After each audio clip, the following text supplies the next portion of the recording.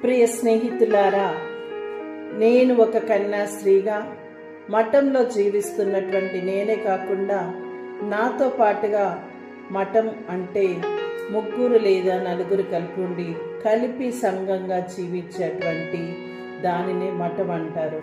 మరి ఆ మఠంలో జీవిస్తున్నటువంటి కన్యాస్త్రీలందరికీ కూడా రకరకాల మనస్తత్వాలు ఉంటవి. ఇప్పుడు అవి చూద్దాము. మొదటి రకానికి చెందిన వారు సేవాభావి, సేవ చేయటంలోనే ఆనందమును పొందుకునే వ్యక్తులు. రెండవ రకానికి చెందిన వారు నాయకురాలు, మార్గదర్శకత్వాన్ని వహిస్తారు. మూడో రకానికి చెందిన వారు శ్రోత, శ్రద్ధగా విని ఇతరులను గౌరవించేవారు.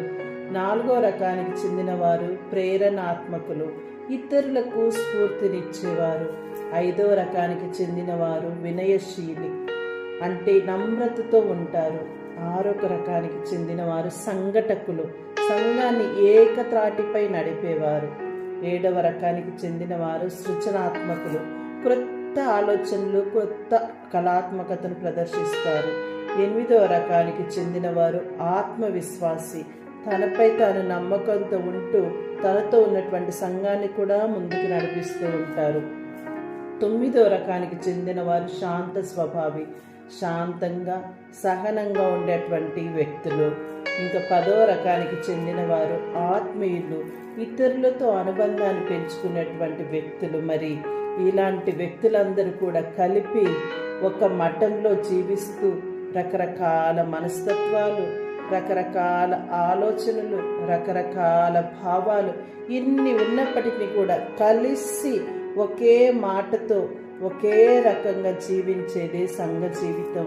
ఈ సంఘ జీవితం అనేది ఉదయకాలము ప్రార్థనతో మొదలుకొని తిరిగి రాత్రి కాలము ప్రార్థన అయిపోయినంత వరకు కూడా కలిసి కట్టుగా జీవించే అటువంటిదే సంఘ జీవితము.